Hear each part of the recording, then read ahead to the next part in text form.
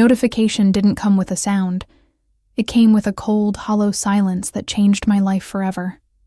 1 second, I was part of a family of 5. The next, I was a ghost.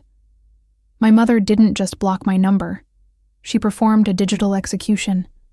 She removed me from the family group chat, deleted every photo of me from her social media, and sent a final, stinging text to my brother and sister that I wasn't supposed to see. It read, "From today on, I only have 2 children. I refuse to be embarrassed by a daughter who settles for being a lowly, broke teacher. Do not mention her name in my house again." My name is Kaelie Thorne. I'm 29 years old, and for the last 6 years, I've dedicated my life to the classroom.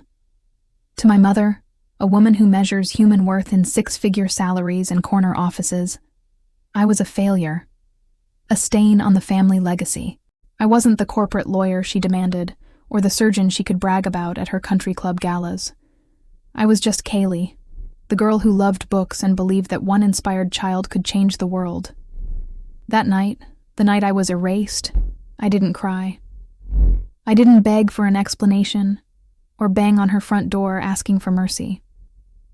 If she wanted me to be a stranger, I would be the best stranger she ever met. I decided right then that if I was going to be lowly, I was going to be the most impactful, lowly person this state had ever seen. But I had no idea that my quiet exit was setting the stage for a public collision that would leave my mother speechless in front of the most powerful people in Virginia. Hold on. Before we get into the real stuff, I want to know, what are you doing at this exact moment while hearing my voice? I love seeing your answers down below in the comments. Growing up in the Thorne household was like living in a high-stakes boardroom. My siblings, Marcus and Sarah, folded under the pressure. Marcus became a miserable hedge fund analyst, and Sarah was a burnt-out corporate consultant. They had the money, but they had no soul. When I chose education, my mother treated it like I had joined a cult of poverty. She spent years mocking my little school supplies and my tiny paycheck. The tension peaked during a Sunday brunch a month before the erasure. My mother was flaunting Marcus's new promotion when she turned to me with a look of pure disgust. "Kaelie," she said, loud enough for the neighboring tables to hear, "when are you going to stop playing school and get a real job? You're an embarrassment to this family's tax bracket." I told her that my students' progress was worth more than a bonus check. She didn't argue. She just went cold. A few weeks later, the erasure happened. I was officially dead to them. No birthday calls, no holiday invites, nothing. I spent 4 years in the trenches of an inner-city school district, working 12-hour days, pouring my heart into kids the system had given up on. I was exhausted. I was broke. And I was completely alone. But while my mother was busy telling her friends I had moved away to find myself, I was actually building a revolution in the education system. I was developing a literacy program that was catching the eyes of people way beyond the school board. Then, the letter arrived. It wasn't from my mother. It was embossed with the gold seal of the governor's office. My heart stopped. I was being summoned to the state capitol for the annual Excellence in Public Service Gala, but there was a twist I never saw coming. My mother's prestigious charity foundation was the primary sponsor of the event. She hadn't just been invited. She was the guest of honor sitting in the front row. And she had no clue who was about to walk onto that stage. Walking into that ballroom felt like walking into a lion's den. Only the lions were wearing designer gowns and sipping vintage champagne. The air was thick with the scent of expensive perfume and the quiet hum of political power. I stood in the back of the room, my heart hammering against my ribs so hard I thought people could see my dress vibrating. I had spent 4 years as a ghost, a woman without a family, and now I was standing in the same room as the person who had tried to erase my existence. Then, I saw her. My mother, Evelyn Thorne. She looked exactly the same. Polished, regal, and radiating an aura of cold superiority. She was holding court at the center table, laughing with the wife of a Supreme Court justice. To her right sat my brother Marcus, looking pale and exhausted, and my sister Sarah, who was staring blankly at her phone. They looked like a perfect, high-powered family. The successful children, the ones who mattered. I watched from the shadows as my mother leaned in to whisper something to the woman next to her. She looked so proud. I wondered for a split second if she ever felt a pang of guilt. Did she ever look at an old photo of me and wonder where I was? Did she ever see a school bus and think of her youngest daughter? But then I remembered the text. I no longer see her as my daughter. That wasn't a moment of anger. It was a calculated business decision. I was a bad investment, and she had liquidated me. The evening began with a series of speeches about visionaries and leadership. I stood near the catering doors, invisible to the crowd. I was wearing a dress I had saved for 6 months to buy, a simple but elegant midnight blue that made me feel like the professional I had become, not the lowly teacher she remembered. My hands were shaking, but my mind was sharp. I knew something she didn't. I knew that the governor wasn't just here to shake hands. He was here to announce the recipient of the Educator of the Century grant, a $5 million initiative to take my literacy program statewide. As the main course was served, the governor of Virginia took the podium. The room went silent. He started talking about the state's future, about how true power isn't found in bank accounts, but in the minds of the next generation. I saw my mother nodding along, wearing her charity face. She loved the idea of helping people, as long as it kept her in the spotlight and she didn't have to actually touch the commoners. "Tonight," the governor said, his voice echoing through the hall, "we are honoring a woman who saw a broken system and refused to look away. A woman who was told her career was a dead end, but who chose to build a highway for thousands of children instead." My mother leaned forward, her eyes scanning the room, likely looking for some veteran principal or a university dean she could network with. She had no idea the governor was describing the daughter she had disowned for being lowly. The tension in the room was suffocating. I felt a bead of sweat roll down my back. I looked at the exit. I could still leave. I could stay a ghost. I didn't need her validation. But then, the governor looked directly toward the back of the room. He smiled. She didn't do this for the money. She didn't do it for the fame. She did it because she believed in the value of every single human life, a value that cannot be measured in a paycheck. He took a deep breath and looked at his notes. "It is my distinct honor to introduce the woman whose curriculum will now be the gold standard for every school in this state. Please join me in welcoming Kaelie Thorne."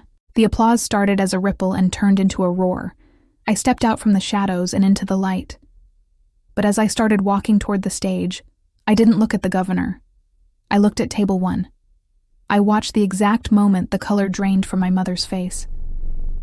The walk to the stage felt like it lasted a lifetime.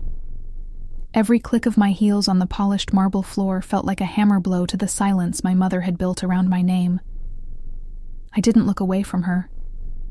I watched as her wine glass hovered halfway to her lips, her hand frozen in midair. Beside her, Marcus actually dropped his fork, the silver clattering against the china like a gunshot. Sarah's jaw didn't just drop. She looked like she'd seen a ghost, because in her world, I was one. As I passed table 1, the air seemed to turn to ice. My mother's eyes weren't filled with motherly pride or sudden regret. They were filled with a terrifying, panicked confusion. She looked at me, then at the governor, then back at me, her brain desperately trying to bridge the gap between the failure she had erased and the woman the most powerful man in the room was currently applauding. I didn't smile at her. I didn't acknowledge her with a nod. I simply kept walking, my head held higher than it had ever been in her house. The governor reached out, took my hand, and pulled me toward the center of the stage. The spotlight was blinding, a white-hot circle that felt like a shield. "Kaelie," he whispered as the applause continued, "you have no idea how much this state needs you." He then turned to the microphone. Most people don't know that Kaelie Thorne didn't just teach. She revolutionized. Her program has increased literacy rates in our toughest districts by 40% in just 3 years. She turned down corporate offers to stay in the classroom. That is true leadership. I looked out into the sea of 500 people. From the stage, I could see the layout of the room perfectly. My mother was sitting in the impact seat, the seat reserved for the most influential donor. She was supposed to be the star of the night, the benefactor who made good things happen. But now, she was just an observer. I saw her lean over to Marcus and hiss something under her breath. He just shook his head, looking stunned. She was losing control of the narrative, and for Evelyn Thorne, that was a fate worse than death. "I'd like to invite Kaelie to say a few words," the governor said, stepping back. The microphone felt cold in my hand. I looked down at the front row. My mother was trying to fix her face, pulling on a tight, artificial smile as if to tell the people around her, "Yes, that's my daughter. I planned this all along." I knew that look. It was the look she used when she was about to take credit for someone else's hard work. I knew she was waiting for me to thank her. She was waiting for the moment I'd say, "I couldn't have done it without my family." I cleared my throat. The room went so quiet you could hear the hum of the air conditioning. "Thank you, Governor," I began. My voice was steady, surprising even me. 4 years ago, I was told that being a teacher was a lowly profession. I was told that if I didn't chase a title or a massive salary, I didn't belong in polite society. I was even told that I was no longer a daughter because of the path I chose. A collective gasp rippled through the room. I saw my mother's charity smile shatter instantly. I continued, my eyes locked onto hers. For a long time, I believed that my value was defined by the people who shared my DNA. But standing here tonight, I realize that value isn't inherited. It's earned in the quiet moments when no one is watching, in the classrooms, in the late-night grading sessions, and in the eyes of a child who finally learns to read their own name. I stand here today not because of the support of my family, but because I survived the lack of it. The silence that followed wasn't just quiet, it was heavy. It was the sound of a reputation being dismantled in real time. My mother's face went from pale to a deep, bruised purple. She looked around the room, realizing that the influential people she had spent decades impressing were now looking at her with narrowed eyes. The whispers started. They weren't whispers of admiration. They were the hushed tones of people realizing they were sitting next to a woman who had disowned a hero. But the night wasn't over. I had one more revelation that would ensure she could never hide from the truth again. The silence following my words was electric. I could see the sweat beads on my brother Marcus's forehead from across the room. My sister Sarah had finally put down her phone, her eyes wide with a mix of fear and realization. But it was my mother's expression that held my gaze. She wasn't just angry. She was trapped. In her world, image was everything. And I had just spray-painted the truth across her masterpiece. "The literacy program we're launching today," I continued, my voice gaining a rhythmic power, "is funded by the very foundation that claims to value the future of our state." It's ironic, isn't it? That the same hands that signed the checks for this initiative are the hands that signed the letter, telling me I was no longer welcome in my own home. I saw the governor shift his weight, a look of grim understanding crossing his face. He knew exactly whose foundation was the primary sponsor. I looked directly at my mother. "Mother, you always said that success is the only thing that matters. You said that being a teacher was a waste of a Thorne education. Well, tonight, the state of Virginia disagrees. And as the director of this new statewide initiative, I have one final announcement regarding the Thorne Foundation's involvement." The room leaned in. This was the moment she had been waiting for, the moment of public reconciliation she thought she could force. My mother actually started to stand up. She smoothed her skirt, a practiced, humble smile forming on her lips. She thought I was about to call her onto the stage. She thought she could wrap me in a fake hug, whisper a forgiveness in my ear, and walk away looking like the woman who raised a champion. She was already preparing her proud mother speech for the reporters waiting in the lobby. She truly believed her money could buy back the daughter she had thrown away like trash. "As of tomorrow," I said, my voice dropping to a cold, steady tone, "I am officially declining the Thorne Foundation's sponsorship. We have secured independent federal funding that doesn't come with strings attached. We don't need the money of those who view service as lowly. We need partners who believe in the mission, not the tax write-off." My mother froze halfway out of her chair. The proud mother mask didn't just slip. It disintegrated. The gasp that went through the ballroom this time wasn't a ripple. It was a tidal wave. To publicly reject a multi-million-dollar sponsorship from your own family's foundation was unheard of. It was a professional execution. I watched as the woman next to my mother, the one she had been bragging to earlier, slowly pulled her chair a few inches away. The social contagion of my mother's disgrace was spreading. She was becoming the very thing she feared most, a social pariah. I finished my speech with a simple, "Thank you," and the room erupted. But it wasn't the polite applause of a gala. It was the roar of people who had just witnessed a revolution. As I stepped off the stage, the governor shook my hand again, his grip firm. "That took courage, Kaelie," he whispered. "More than most people in this room will ever have." I didn't head for the back of the room this time. I walked straight toward table 1. I stood there, looking down at the woman who had erased me 4 years ago. Up close, her makeup couldn't hide the cracks. Her eyes were darting around, looking for an exit, looking for anyone who would meet her gaze. But everyone was suddenly very busy with their dessert. I leaned down, my face inches from hers, and whispered loud enough for Marcus and Sarah to hear. "You didn't just lose a daughter, Mom. You lost the only thing you ever actually cared about. Your reputation. Happy Mother's Day." The look on my mother's face was worth more than every paycheck she had ever mocked. For the first time in her life, Evelyn Thorne was speechless.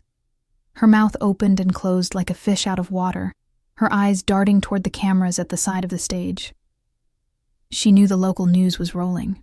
She knew that by tomorrow morning, the story wouldn't be about her foundation's generosity.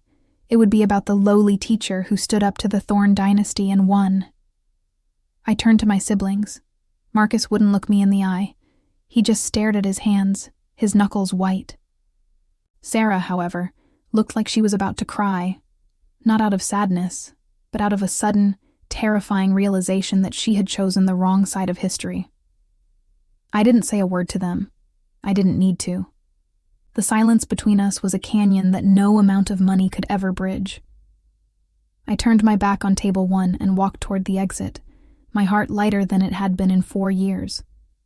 As I reached the lobby, a reporter stepped into my path, a microphone thrust toward my face. "Ms. Thorne, is it true? You're officially cutting ties with your family's foundation?" I stopped and looked directly into the camera lens. I wasn't the scared 25-year-old girl who had been kicked out of a WhatsApp group anymore. I was a woman who had built her own foundation on the solid rock of purpose. "I'm not cutting ties," I said clearly. "I'm simply choosing to invest my time where people are valued for their impact, not their bank accounts. My name is Kaelie Thorne, and I am a teacher. That is the highest title I'll ever need." I walked out of the Capitol building and into the cool night air. For years, I had carried the weight of being erased. I had let the rejection define my worth, wondering if I really was a failure because I didn't have a corner office. But as I looked up at the stars, I realized my mother hadn't erased me. She had set me free. She had removed the anchor that would have kept me tied to a life of hollow status and superficial success. By throwing me away, she gave me the room to grow into the person I was meant to be. The next morning, my phone didn't stop ringing. There were dozens of missed calls from Marcus and Sarah, and even a few unknown numbers I knew belonged to my mother's lawyers. I didn't answer a single one. Instead, I went exactly where I belonged, my classroom. When I walked through those doors, My students didn't care about the governor or the gala. They didn't care about the Thorne Foundation or the drama at the Capitol. They just cared that their teacher was back, ready to help them find their own voices. My mother spent the next few months trying to rebrand. She released statements about misunderstandings and family privacy, but the damage was done. People saw her for who she was, a woman who valued a paycheck over her own flesh and blood. Meanwhile, my program expanded to 50 schools across the state. I realized then that the best revenge isn't about hurting the people who hurt you. It's about living a life so meaningful that their absence becomes your greatest blessing. I was never a lowly teacher. I was a builder of futures. And that's a legacy no one can ever erase. If you enjoyed this story of standing your ground and finding your worth, make sure to hit that like button and share this video with someone who needs to hear that they are enough. Don't forget to subscribe to Silent Revenge Lab for more powerful stories of justice and transformation. Your support helps us keep sharing these voices.